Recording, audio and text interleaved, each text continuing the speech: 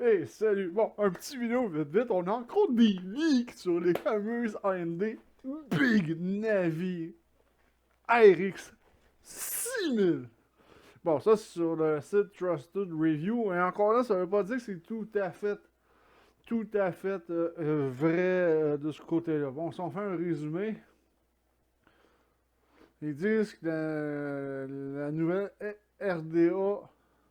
RDNA 2, qui est l'architecture, est supposée de booster 50% c'est supposé avoir 50% de performance par watt d'améliorer. On pourrait dire ça comme ça.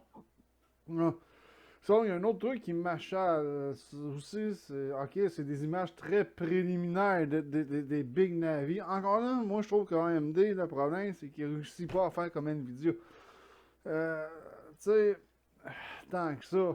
Nvidia, pour mettons une 1070 ou une 2070, on a quand même juste un seul connecteur, 8 pins. Tandis que AMD, ça fait des années puis des années qu'on a le droit pour l'équivalent, même la 5700 euh, XT ou X, c'est encore deux connecteurs 8 pins. Ça prouve juste que pour moi, c'est que la carte vidéo. Euh, que la carte vidéo consomme, selon moi, ou risque de consommer encore euh, beaucoup, mais beaucoup de jus, selon moi.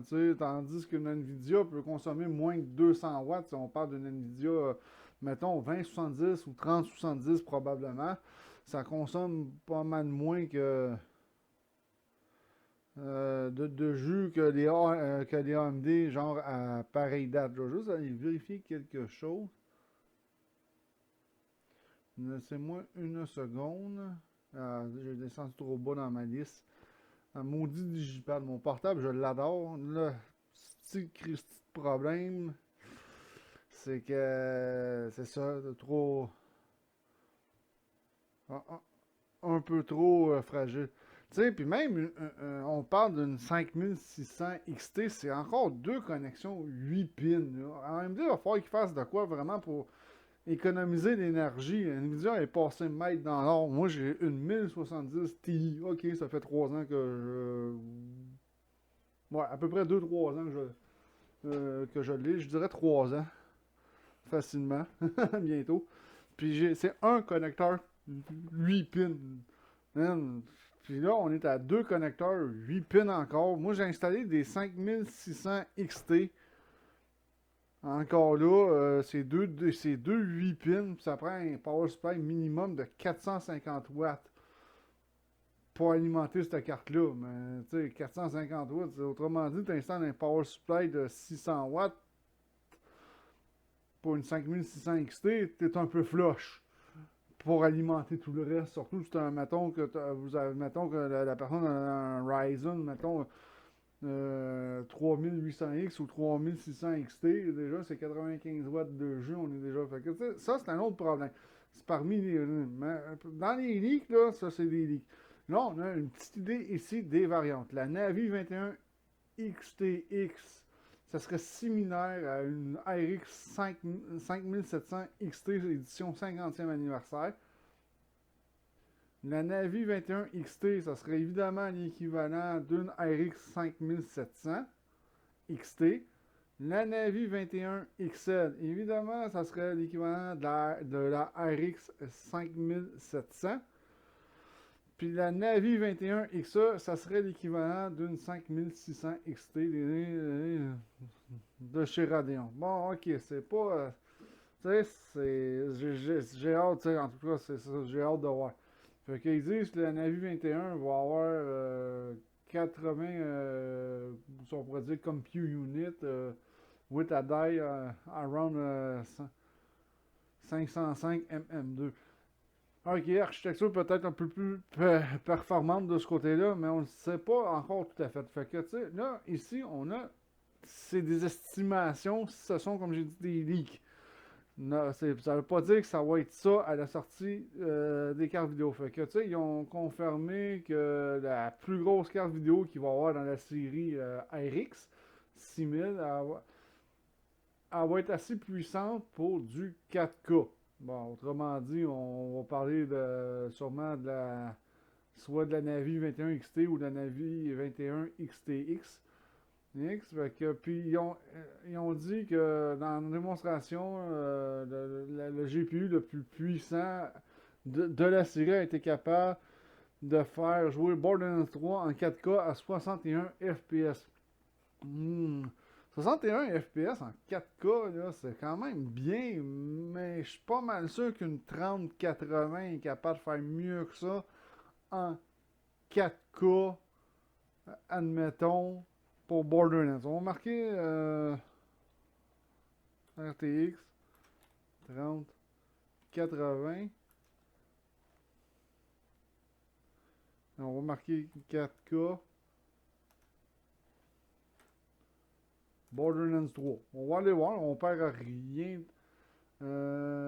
tant que ça d'aller voir pour Borderlands 3. Bon, ça a été fait le 20 septembre, ce test-là. Ils ont le droit à un graphique. Bon, on s'en fout des cookies, ça. Ah, alors je fais moins avec ça. Bon, Doom Eternal, ben, c'est pas vraiment ce jeu-là qui nous intéresse. C'est Borderlands 3, ils disent.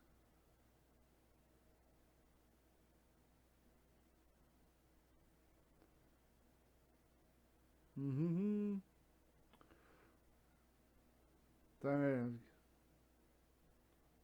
Mais ouais, on veut le résultat en 4K.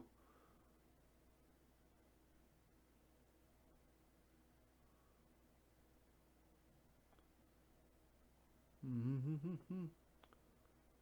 Bon, ok, j'arrive pas à trouver le résultat, mais en gros, je suis sûr qu'une 3080 est capable de faire euh, pas mal mieux que ça. Bon, ben attends, on les a ici chez Tech Power Up. Donc, ok, 1080.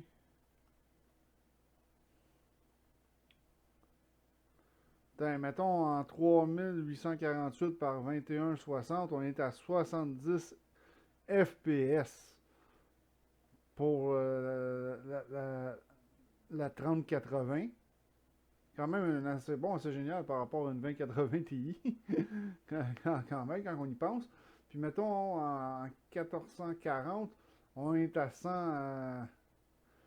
On est quand même à 100 FPS. Fait que d'après moi, euh, 60 FPS, si mettons elle fait vraiment 60 FPS en 4K, faut pas que faut pas quand même dire augmente trop ses prix non plus parce que il en vendra pas. Puis ça a été jumelé avec un Ryzen 5000.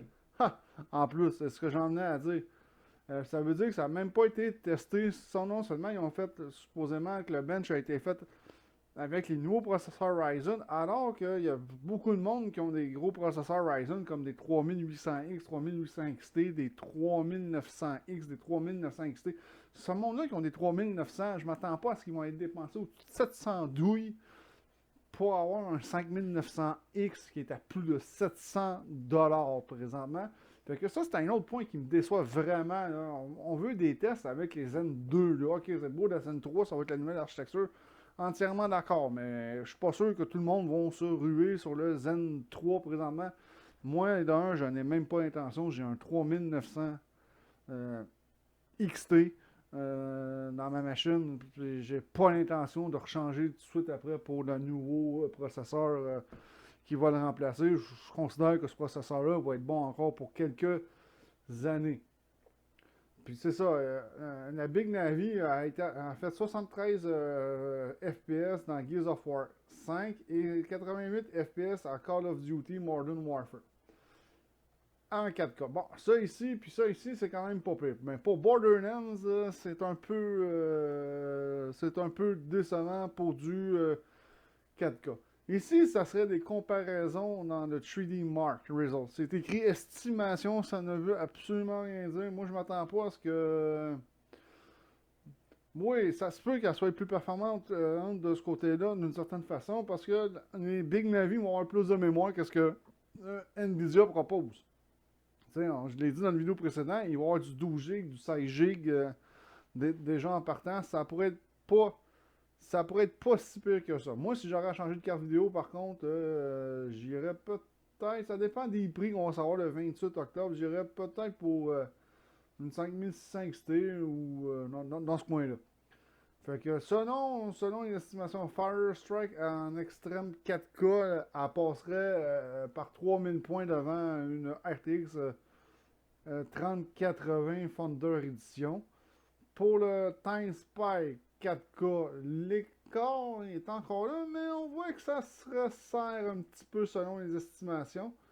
Mais Port-Royal en 4K puis Ray Tracing, on sait que les AMD de Ray Tracing, c'est pas leur spécialité vraiment. C'est plus la spécialité d'NVIDIA. Là, NVIDIA en Ray Tracing passe en avant de ce côté-là. Fait que en plus, la Ligue démontre que la RX 6800 XT, qui est la plus grosse carte, est vraiment. C'est ça, c'est la plus grosse carte qu'ils ont supposément qui ont mis pour faire les estimations. Et quand même en arrière de Nvidia pour le ray tracing, les performances en ray tracing de ce côté-là. Fait que c'est ça, encore là, 2 8 pins de connexion. Fait qu'elle ne suivra pas Nvidia qui utilise le nouveau connecteur, un connecteur seul de 12 pins. Là, on va parler de 2 8 pins de 16 pins versus 12 pins. Tu sais, c'est quand même, Nvidia utilise 4 pins de moins comme connecteur quand même que AMD. Comme j'ai dit, ultra décevant selon moi de ce côté-là. Pour finir la vidéo, mais je vais me lancer un peu sur la date de lancement. Je m'attends à ce que les nouvelles cartes de chez AMD sortent un peu avant les nouvelles consoles, un peu avant la PS5 et la Xbox One, ou on pourrait dire la Xbox Series X plutôt. Je m'attends à ce qu'ils sortent un peu avant les deux consoles parce qu'il ne faut pas oublier que c'est quand même AMD qui fournit processeur et carte vidéo, si on peut dire. De toute façon, la carte vidéo est intégrée pour moi dans le processeur à cette heure. Parce que c'est AMD qui fournit le hardware pour les deux consoles. Donc je m'attends à ce qu'ils sortent un petit peu avant leur nouvelle carte. Fait que, comme j'ai dit, ça va être un nouveau. On va avoir un rendez-vous le 28 octobre pour regarder la conférence vidéo de AMD. Mais c'était juste pour vous montrer un peu les leaks qui circulent présentement sur Internet. Je me le répète encore, fiez-vous pas tout à fait à, fiez-vous pas tout à fait à fiez-vous pas tout à fait à ça. Parce que comme j'ai dit, au lancement de la carte, ça va peut-être être complètement autre chose. Là. Puis s'ils nous font des démonstrations de leur nouvelle carte vidéo, euh, ça sera pas avec des N2, certainement pas. Ils vont faire une publicité pour le Ryzen 5000, ce qui est un peu décevant parce que moi, c'est sûr que si je change ma carte, ce qui n'est pas encore tout à fait certain parce que un ordinateur, ça coûte quand même des bidous. Là, déjà que j'ai motherboard, gros processeur, j'ai gardé la même carte vidéo. Parce que ma 1070 Ti run quand même. Moi, je joue pas en 4K ni en 1040p pour l'instant. Le jour où je vais pouvoir sauter là-dessus, c'est sûr qu'il va peut-être falloir que je change à upgrader pour une plus grosse carte vidéo. Ou en tout cas, une carte vidéo plus à jour côté technologie. Pour l'instant, en 1080p, je parle bien. Mais je run avec ma 1070 Ti, je run à peu près n'importe quoi à 100 FPS. Et plus, ça reste quand même une très bonne carte vidéo, même si elle fonctionne sur la mémoire vie de GDDR5. Fait que c'est tout pour cette vidéo-là. Fait que j'espère que ça vous a plu. C'est un peu du répétage. Je me répète un peu, mais tu sais, il y a des leaks qui sortent au compte-gouttes. Fait qu'il ne faut pas oublier que la conférence, elle est dans 2 jours. Autrement dit, ce mercredi qui s'en vient. Et c'est sûr que je vais regarder ça avec attention. Là-dessus, je vous dis ciao tout le monde, à la prochaine.